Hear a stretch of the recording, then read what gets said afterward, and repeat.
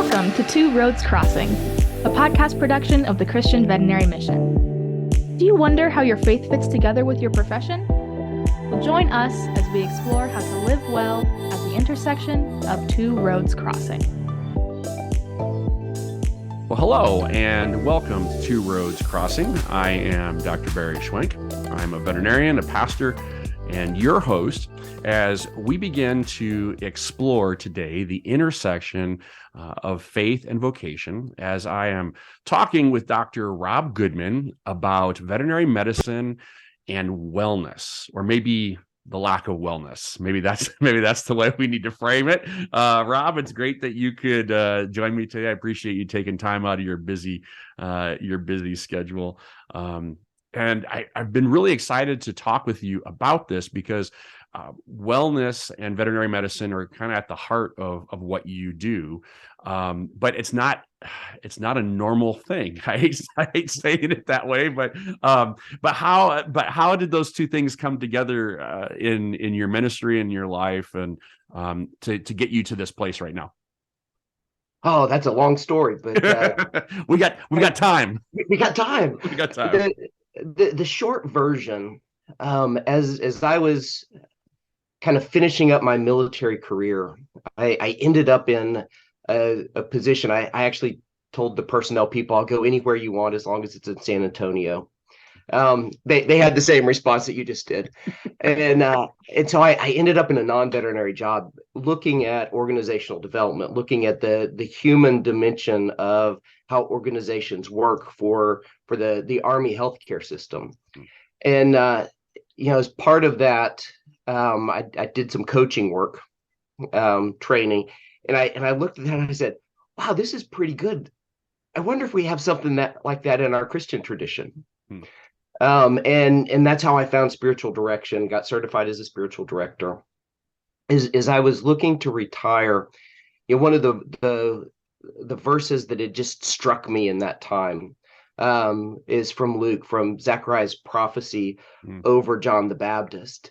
And he describes Christ, the one who is coming, as the one who brings light to those who sit in darkness and in the shadow of death and guides our feet into the way of peace.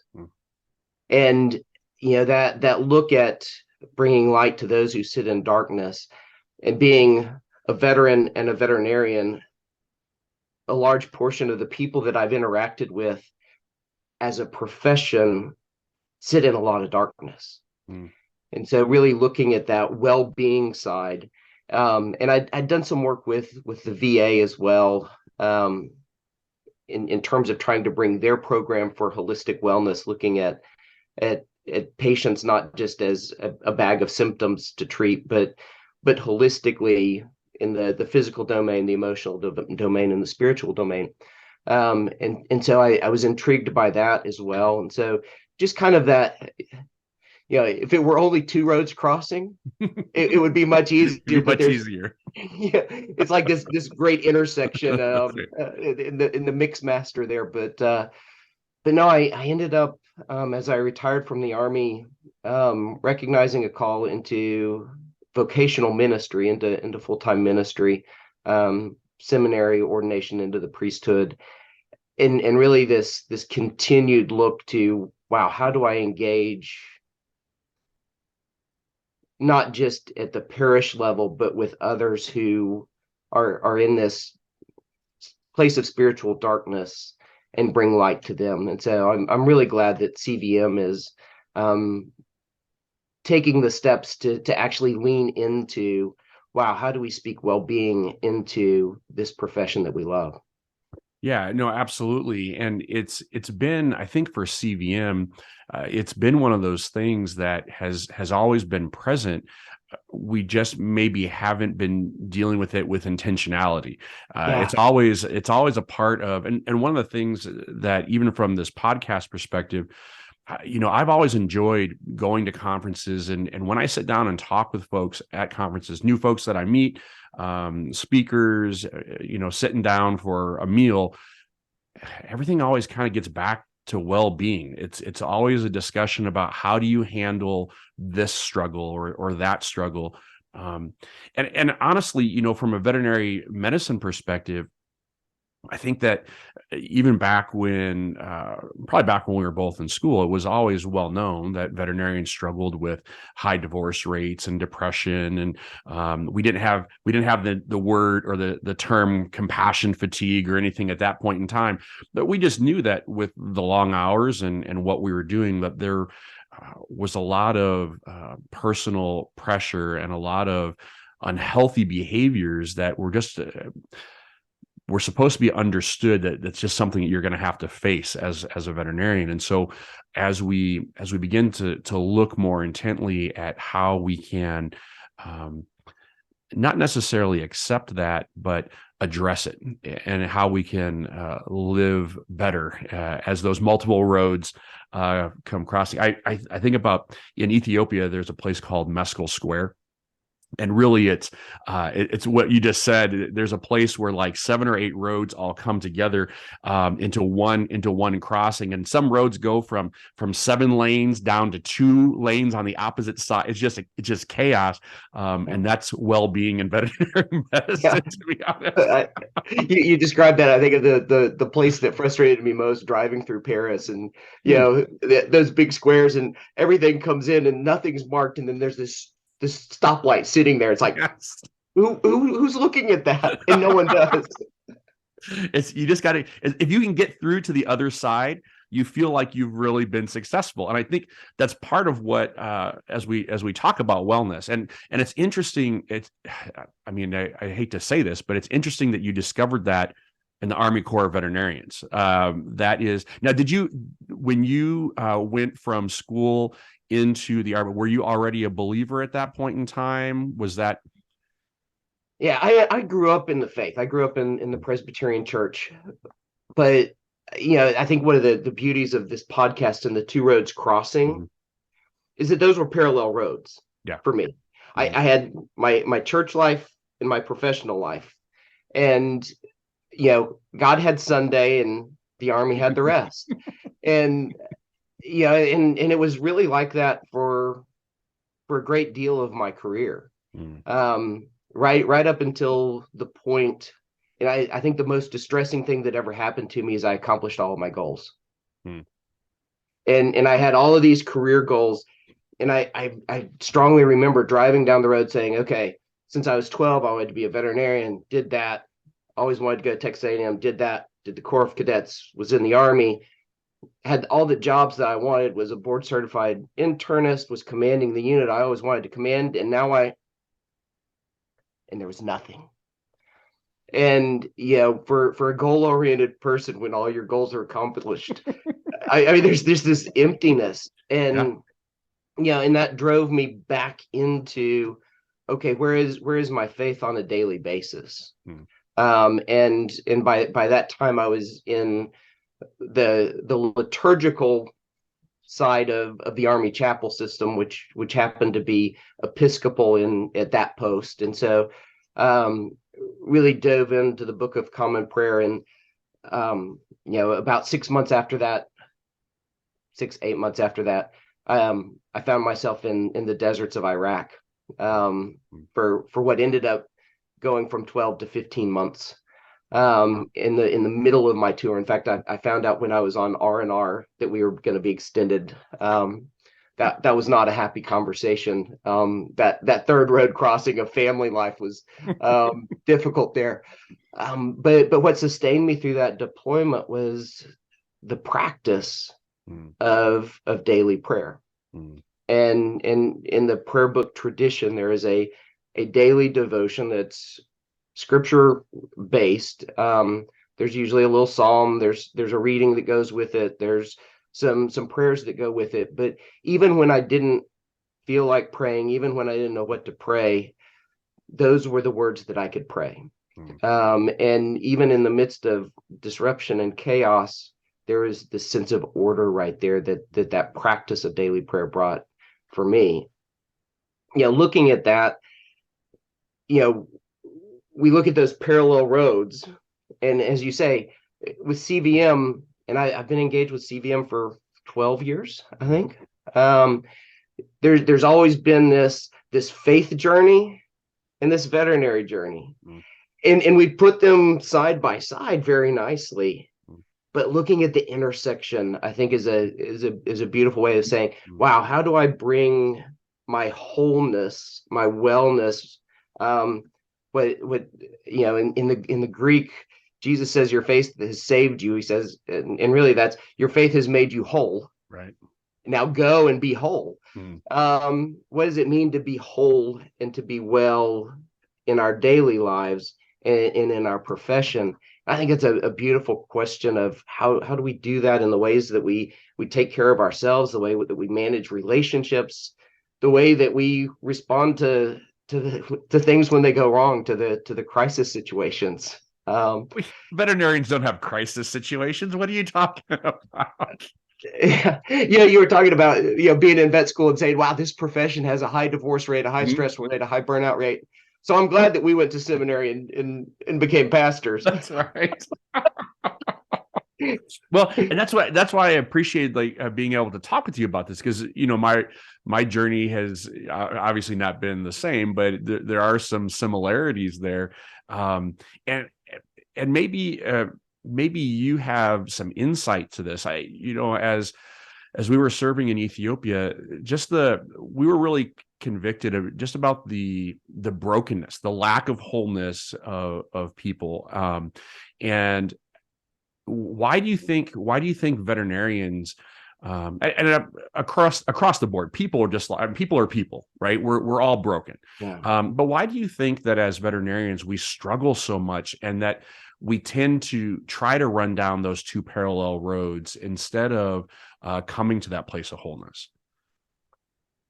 Oh, wow. Is that a loaded question? Yeah, that's a huge question.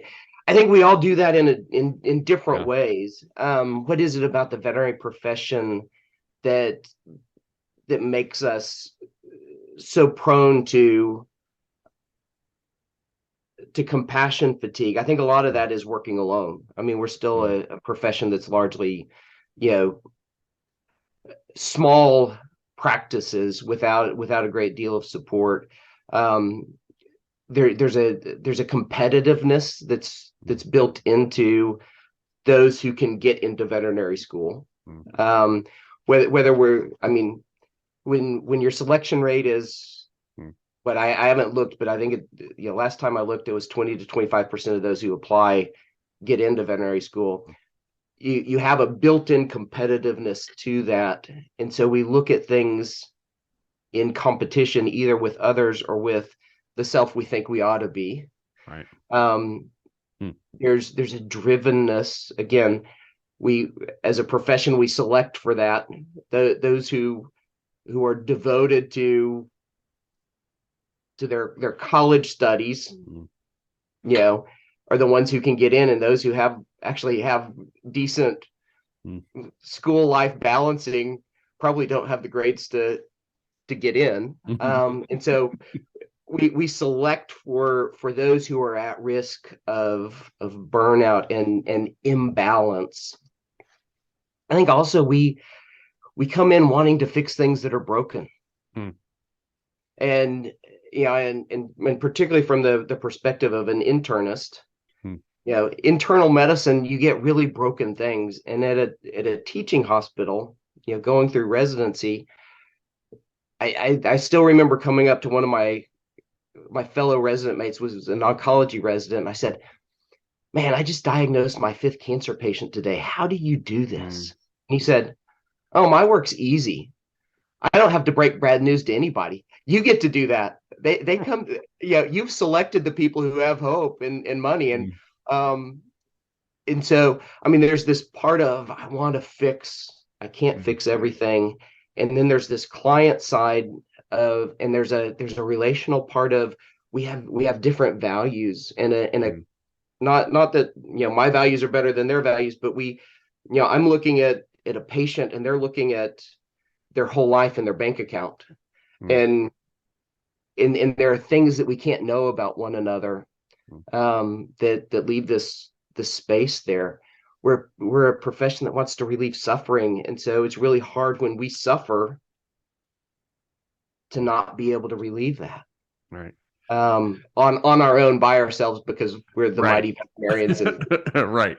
Well, that's part of it, right? I mean, that's the thing is that I like what you said about us striving or have this idea about trying to be the person that we think that we're supposed to be. And as veterinarians, that's um, we're supposed to have it together, right? We're the ones that we're at the top of that pinnacle where we have to have the answer. And if we don't have the answer, then who does? And if we don't relieve the suffering, then who will? And yet, as a profession, we've arrived at this place where we have to say, physician, heal thyself. Right. yeah, We've got to this place where our ability to do all of those things and our ability to be the kind of doctors that we want to provide for our clients and for our patients is really impacted by our inability to take care of ourselves. And that's a from a spiritual standpoint. I like what you said about that that comes across in the way that we handle stress and crisis. It comes across in the way that we take care of ourselves or don't take care of ourselves. It comes across in our relationships. All those big points that we talked about earlier. There are ways that that we're hurting ourselves, and we just get to a point where we think that there's no way out of that. And that wellness and that the lack of wellness and that hurt and that despair can certainly be overwhelming. And as veterinarians, the idea that somehow then that we have failed is also very overwhelming. So how do we do that? How do we handle as veterinary professionals? How do we get to that place of wellness? So you've dedicated a lot of time thinking about this. So hopefully, and there's some, big picture wise, we look at it, in terms of the domains of wellness, and the ones that I like, there are all kinds of wheels out there. And as my statistician friend once told me, all models are wrong, some are useful. And so I've tried to take wrong out of most of my lectionary and use incomplete. And so all models are incomplete and some are useful. The one I find useful says, wow, we have this physical domain of wellness that we manage, self-care wise, mostly in terms of activity, nutrition, and sleep. We have an emotional domain of wellness, the ways that we are aware of and tend to our feelings. We have a spiritual domain of wellness and a vocational domain of wellness. And so looking at, wow, where are we, if we look at each of those and say, wow, on a scale of 1 to 10, where am I? And what would it take me to move from a 5 to a 7? And how willing am I to do that? And sometimes we're not willing, and that's okay. How willing am I to lose the 15 pounds that I gained over Christmas? That's that's a whole other podcast right there. I am not touching that one. We'll touch that next time. But I have also really gone away from using work-life balance. Because it makes it sound like there's something that I can achieve and I'm there and I'm done. But if you think about, if you stand on one foot, you aren't balanced, you are balancing. And to look and say, wow, what do I need to do at this moment to be balancing? It takes the condemnation of I'm not where I ought to be, right, out of, wow, I'm missing my work-life balance. I ought to be in balance. No, I'm always balancing. And so there are times that we lean into one domain more than another. There are times that we, tend to our family relationships rather than our client relationships, and times that we tend to our client relationships at the expense of our family relationships. There's only so much of it that goes around. But to take and actually reflect on, wow, am I really doing what I want to be doing? And for, we talked about the high divorce rates, the high burnout rates, all of those things. I don't think anybody goes into a profession saying, wow, I'm going to sacrifice my relationship with my wife and kids in order to succeed at this profession. Yeah. And yet we unintentionally do that. I don't think anyone goes into the profession saying, wow, I'm going to build this high wall between my professional life and my spiritual life. No one goes into the holidays saying, wow, I'm going to gain 15 pounds and be pre-diabetic when I come out. Actually, that was on my list. So okay. I don't know. At least I can be successful in that goal. There are things that, and, nobody wants to do some of those right preventive things that are healthy. No one says, wow, I'm going to schedule my colonoscopy this week because I just want that. Right. There are things that we do because they're necessary. They're part of self-care, but they're not things that we want to do, and they're actually things that we often try to avoid. Right. And so that, I think the biggest thing that we can do as a people and as a profession is to actually take the time to be intentional and reflect on what we're doing. To be just a little bit geeky on the liturgical side. Just finished a book by David Fagerberg, who's a liturgical aesthetic. Really, really geeky book, but he makes a statement in there that our liturgy connects our ontology to our teleology. Oh, wow. And so to unpack that a little bit for the non-geeks, as my wife would say, in English, please. Our liturgy, the things that we do, the practices that we do, the things that we are intentional about. Like for me, daily prayer going through Iraq was a practice, a liturgy, in both a formal term of, yes, it's a liturgy, but also the informal way of, it is something that I intentionally did morning and evening. That practice connected my ontology, the stuff of my being, the beloved child of God, rather than that identity, that very essence of beloved, not soldier, veterinarian, husband, father, all of those other things, but the identity is beloved, to the hope of the kingdom, the striving of everything that we're doing, our teleology or our end point. And so really being intentional about, wow, these things that I'm doing, are they coming from my identity as beloved? And are they leading to the kingdom of God? See, there's probably the very heart of it, because I think that in the fullness and the busyness of our vocation, we sometimes forget that we are beloved. And that means that in our act of balancing, there are going to be times when certain things, like you said, are going to ebb and flow. We really struggled as a married couple. We really struggled early in our marriage. We were able, we had differing work schedules, and I was working at an ER hospital and she was teaching. And so we had this routine of when we would do our devotions together, and we had this routine. And then when our daughter was born, our routine changed. And suddenly we were out of balance, because liturgically we were trying to do the same things that we'd always done, but that wasn't possible anymore. We had to change what we were doing to fit the season of life that we were in. And then when our second came along, like just when we found our stride, then our next one came along, and then that changed. And suddenly you have to constantly be intentional about being flexible and about adjusting to that act. Because again, you have this target of what it's supposed to look like. And if it's hard and fast, as opposed to being in the act of continually balancing, like you said, that helps us. And as we understand our position as beloved by our Savior, that will hopefully help us to maintain wellness as opposed to achieving balance. And that's a good thing.